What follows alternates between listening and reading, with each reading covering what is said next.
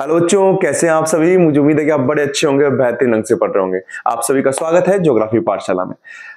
जैसा कि आपको पता है, हम कक्षा 11 में हम शुरू कर रहे हैं, उसकी यात्रा चल रही है और पहला पाठ हमने शुरू किया था जहां पर आपने भूगोल एक विषय के रूप में, यानी भूगोल हम क्यों पढ़ रहे हैं, क्यों पढ़ना चाहिए, इसके बारे में हमने जाना था। भूगोल क्या है इसके बारे में जानना चाहा था। आज एक छोटा सा टॉपिक लेकर आ रहा हूं। वैसे ही टॉपिक था कि भूगोल आपके यहां पर भूगोल एक विषय के रूप में क्या, कहां और क्यों, व्हाट, वेयर एंड व्हाई, ये तीन क्वेश्चन यहां पर उठते हैं हमेशा। वैसे तो उसको मैं उसके साथ कराता था, लेकिन थोड़ा वीडियो बड़ा हो जाता है, इसलिए मैंने इसको यहां पर बिल्कुल अलग से लिया है। ठीक है, तो भूगोल में अब हमारे पास तीन क्वेश्चन उठते हैं, व्हाट, वेयर एंड व्हाई, यानी क्या, कहां और क्यों। तो हम इसको बड़े विस्तार से समझेंगे। आप पाठ 11 के अंदर हमने शुरू किया है, तो आप भूगोल क्या है, यानी भूगोल में हम भौतिक और मानवीय पर्यावरण को हम देख रहे हैं, उसको पढ़ रहे हैं, है ना, उसके बारे में जान रहे हैं, इसके बारे में आपने सीख लिया होगा। बड़े ध्यान से देखना है बेटा। यहाँ पर जो बुक की लैंग्वेज है थोड़ी कठिन तो है, लेकिन एक बार आप समझ जाएंगे ना बेटा तो बड़ा मजा आएगा। तो देखिए, पहला, एक वैज्ञानिक विषय के रूप में भूगोल में तीन प्रश्न है। कितने प्रश्न है? तीन प्रश्न। हम पहले प्रश्न की बात करते हैं। पहला प्रश्न है क्या, वाई।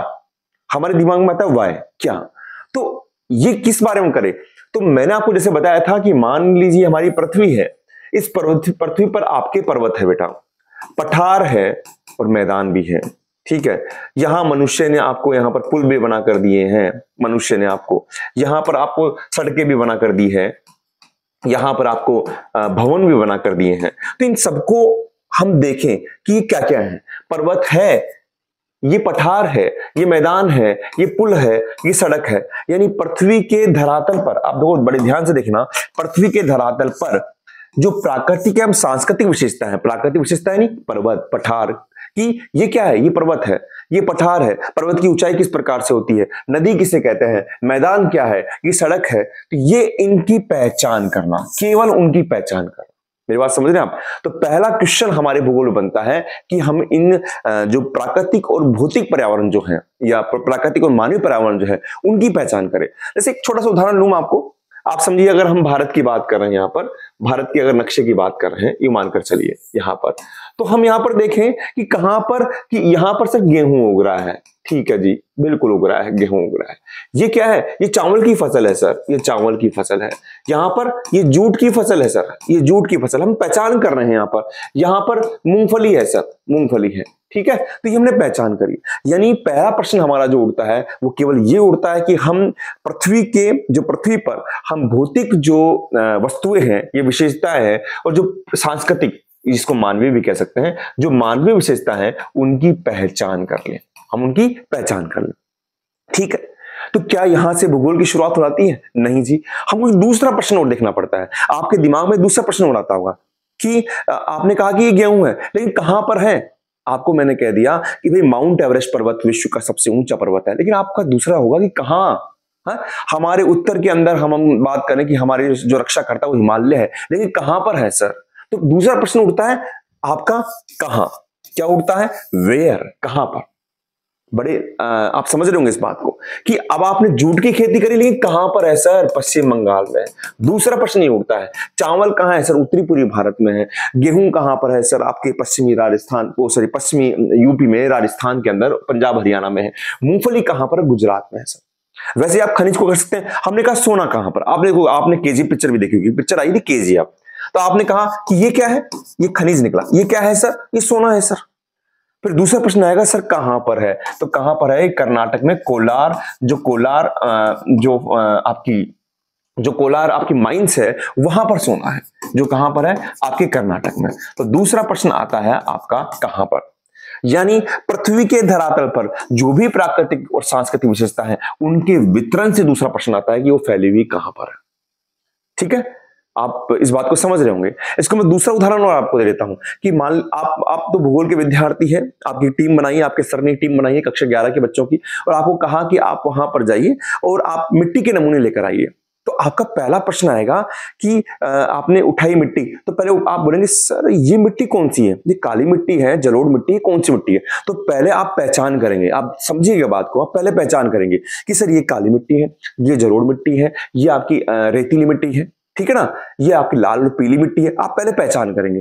पहचान करने के बाद दूसरा आपका प्रश्न आएगा कि सर इनका वितरण देखते हैं कि काली मिट्टी है वो कहां पर है, वो इस हमारे गांव के इस हिस्से पर पड़ी है, कोई तालाब के किनारे पर है, आपकी जलोढ़ मिट्टी कहां पर है। फिर दूसरा प्रश्न आपका पहचान से वितरण पर आएगा। बात समझ रहे हैं आप। तो पहचान आता है, ये मानवीय स्वभाव है, हम किसी भी चीज को देखते हैं पहले उसकी पहचान करते हैं, पहले उसको देखते हैं कि हाँ ये क्या है, फिर उसकी पहचान करने के बाद दूसरा प्रश्न आता है कि उसका वितरण कहां पर है। तो दो प्रश्न आए, तो क्या मैं बता सकता, आप ये मान सकते हैं कि इन दो प्रश्नों के बाद में क्या हमारा भूगोल वैज्ञानिक विषय के रूप में आ जाता है? नहीं, बिल्कुल नहीं आता सर। वैज्ञानिक विषय कौन सा विषय होता है, हम आगे भी पढ़ेंगे। वैज्ञानिक विषय वो विषय होता है बेटा जहां पर आप उसका कारण जानेंगे, आप सिद्धांत देंगे, है ना। वहां पर एक ऐसा आप ऐसा फैक्ट देंगे जो बाकी विषयों को भी रास्ता दिखाता हो। तो हम आगे क्या देखते हैं, आगे देखिए, हम ये दोनों प्रश्नों की बात करते हैं। जो दोनों प्रश्न है कहां और क्या, ये जो भी है आपका पहचान और वितरण, ये दोनों प्रश्न की विशेषता क्या है, कहां और इसका जवाब देते हैं। ये दोनों प्रश्न विशेषता है क्या है और कहां इसका जवाब देती है। लेकिन ये दोनों प्रश्न भूगोल को वैज्ञानिक विषय नहीं बनाते हैं, इसमें जब तक तीसरा प्रश्न नहीं जोड़ता। और तीसरा प्रश्न कौन सा है? तीसरा प्रश्न है वाई, क्यों। वाई क्यों। तो बेटा एक तो मैंने ये पीपीटी में खुद ही बनाता हूं बेटा, मैं अभी सीख रहा हूं तो कुछ हो सकता है कि कुछ गलती भी हो सकती है, लेकिन आप इसको प्लीज देखिए, मैं धीरे धीरे सुधार कर रहा हूं ना। मैं लिखने के बजाय मैं थोड़ा पीपीटी पे देखें तो ज्यादा अच्छा रहेगा आपके पास। तो तीसरा प्रश्न आता है वाई, क्यों, है ना। अब ये क्यों क्या है? क्यों का मतलब आप यूं समझिए कि पृथ्वी पर भौतिक एवं सांस्कृतिक तत्वों की आपने पहचान भी कर ली है सर, वितरण भी बता दिया है, लेकिन उनकी व्याख्या और कारण बताता है कि व्याख्या है और कारण क्या है। अगर आप भूगोल के विद्यार्थी हैं और आप अगर भारत के बारे में पढ़ रहे हैं और आपने ये देख लिया है कि भैया उत्तर के विशाल मैदान के अंदर जनसंख्या ज्यादा है वहां पर, ठीक है, आपने जनसंख्या की पहचान करी, वितरण देख लिया, आपने ये देखा कि पश्चिमी राजस्थान में जनसंख्या कम है और आप यहीं पर रह गए, तो फिर आप वैज्ञानिक रूप से भूगोल को नहीं पढ़ रहे हैं। आपके पास दूसरा प्रश्न आना चाहिए कि क्यों यहां पर जनसंख्या ज्यादा क्यों है। तो आपका प्रश्न का उत्तर आएगा क्योंकि यहां पर आपके पास में जलोढ़ मैदान है, उपजाऊ मैदान है, और उस उपजाऊ मैदान में क्या है, वहां पर आपके पास में ऐसी मिट्टी है जहां पर खाद्यान्न की भरमार होती है। यहां पर पश्चिमी मरुस्थल है, मरुस्थल में कम जनसंख्या निवास करेगी। तो पृथ्वी पर भौतिक एवं सांस्कृतिक तत्वों की व्याख्या एवं कारण बताती है तीसरा प्रश्न, जिससे भूगोल एक वैज्ञानिक विषय बनता है। तो बेटा इस टॉपिक को अलग लाने का मतलब यह था कि आपके पास प्रश्न आता है कि भूगोल में तीन प्रश्न कौन से हैं जो बड़े बड़े विचारणीय प्रश्न है। तो आपके पास में आएगा सर, पहला तो है कि हम क्या, यानी हम उस वस्तु की जहां पर हम देख रहे हैं, भौतिक और मानवीय पर्यावरण देख रहे हैं, उसकी पहचान करेंगे कि सर क्या है। दूसरा ये करेंगे कि वो वस्तु कहां कहां पर है, अभी यहां तो दिख रही है मुझे, इसके अलावा कहां कहां पर है ना। आपने पहचान कर ली है, जैसे मान लीजिए आप पहचान कर रहे हैं कि कोयला कहां मिल रहा है, तो कोयले की पहचान और भी होगी, सर कोयला यहां पर मिल रहा है, कोयला भी कौन सा, आपका बिटुमिनस है, लिग्नाइट है, क्यों वाला कौन सा कोयला मिल रहा है, हम आगे पढ़ेंगे। हम फिर तीसरी पहचान आती है कि यहीं पर क्यों मिल रहा है सर, कारण क्या है ना। फिर हम पढ़ेंगे नदी घाटियों के पास में कोयला मिलता है, इसलिए यहां पर मिल रहा है, इसलिए गोदावरी के पास मिल रहा है, इसलिए दामोदर के पास मिल रहा है। ये हम 12th में आप जाएंगे जब पढ़ेंगे। तो तीनों प्रश्न आपके पास में याद रहने चाहिए, क्या और कहां। और जब तक आपका तीसरा प्रश्न क्यों में नहीं बदलेगा, आप वैज्ञानिकता के से बहुत कोसों दूर रहेंगे।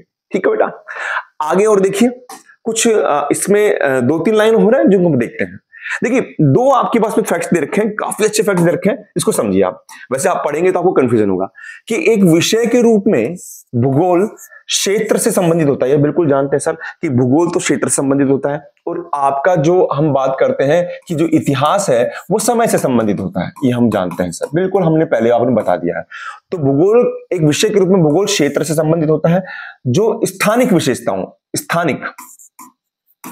स्थानिक विशेषताओं एवं गुणों को, माफ कीजिएगा, गुणों का विवेचन करता है। अब ये समझिए आप, यहां पर ये क्या कर रहा है कि स्थानिक विशेषताएं, यानी भूगोल में स्थानिक विशेषता है कि क्षेत्र में इस क्षेत्र की अलग विशेषता है, इस क्षेत्र की अलग विशेषता है। जैसे आप बात करेंगे कि आप जब पृथ्वी का वर्णन करेंगे तो भूमध्य रेखा के पास में अलग विशेषता है, वहां पर आपको जंगल मिलेंगे, वहां पर आपको बर्फ और बारिश मिलेगी, लेकिन आप जैसे ध्रुवों के पास जाएंगे तो वहां बर्फ मिलेगी। तो ये स्थानिक विशेषता और गुणों का विवेचन करता है। दूसरा, यह क्षेत्र में तत्वों के वितरण की स्थिति, उनके केंद्रीकरण के प्रतिरूप का अध्ययन करता है। अब आप दोनों प्रश्न देखिए आप बेटा, यहां पर आप दोनों प्रश्न देखेंगे। पहला प्रश्न क्या बता रहा है कि आप ये देखिए कि भूगोल क्षेत्र से संबंधित है तथा ये स्थानिक विशेषताओं एवं गुणों का विवेचन करता है। ये बताता है कि भाई ये वस्तु कौन सी है ना, ये वस्तु कौन सी है, ये जो पशु हैं, ये कहीं पर आपके मान लीजिए कहीं पर आपके पास में शेर मिल रहे हैं, कहीं पर चीता मिल रहे हैं, कहीं पर क्या मिल रहा है, तो उनकी विवेचना करता है कि यहाँ पर इतने वस्तु हैं, यहाँ पर इतने पशु हैं, यहाँ पर इतने पशु हैं, और फिर उनके वितरण के बारे में बताता है। यानी ये दोनों प्रश्न जो है वो आपको बताते हैं व्हाट और वेयर।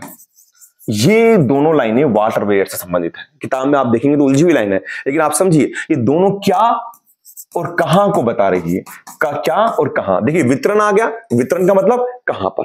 आप भूगोल क्षेत्र संबंधित है, स्थानों की विशेषताओं और उनके गुणों का विवेचन करेंगे, यानी बताएंगे कि कौन कौन सी चीजें हैं, फिर उनके वितरण की स्थिति बताएंगे और उनके केंद्रीकरण का प्रतिरूप का अध्ययन करेंगे, आप उनके बारे में बताएंगे। तो दोनों प्रश्न यहां पर आ गए। लेकिन अगली लाइन देखिए, इन प्रतिरूप की व्याख्या करते हुए उनका स्पष्टीकरण देता है। तो यानी यहां पर यह लाइन बताती है क्यों को। ये किसको बताती है? क्यों को। यह प्रतिरूप इनकी व्याख्या करते हुए इनका स्पष्टीकरण देता है। क्या देता है? इनका स्पष्टीकरण देता है। तो ये लाइन किसको बताएगी? आपकी क्यों को बताएगी। समझ रहे हैं आप?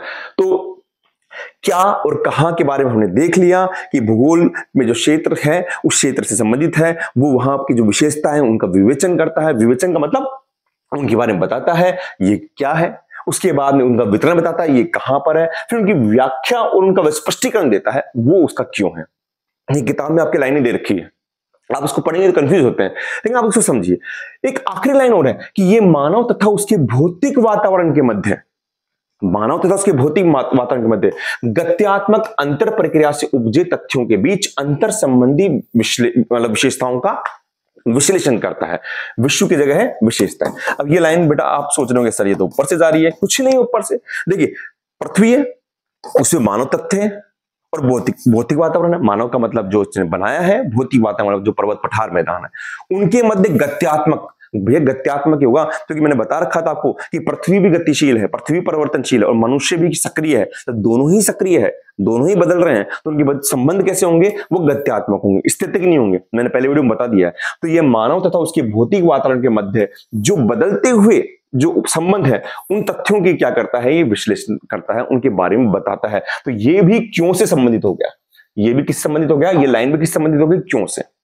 तो यहां पर मैंने ये वीडियो बनाया बेटा, तो यहां पर इसलिए बनाया है कि आप ये समझिए कि आप भूगोल पढ़ रहे हैं और आगे भी आप पढ़ेंगे तो आपके दिमाग में 3 प्रश्न हमेशा होने चाहिए। आप भूगोल की बात नहीं कर रहा हूं, आप कहीं पर भी विद्यार्थी हैं, पहला होना चाहिए कि सर ये क्या है, ये यहां पर है, तो ये कहां पर है, और तीसरा प्रश्न क्यों है सर, इसका कारण क्या है। ठीक है, तो मुझे उम्मीद है कि बेटा आपको ये वीडियो छोटा होगा लेकिन बड़ा अच्छा लगा होगा, पसंद आया होगा। मैं ऐसे ही आपको छोटे वीडियो दूंगा जिससे ज्यादा लेंदी नहीं हो, क्योंकि ये चैप्टर थोड़ा सा क्या है, थोड़ा सा बेसिक इसके क्लियर करनी जरूरी है।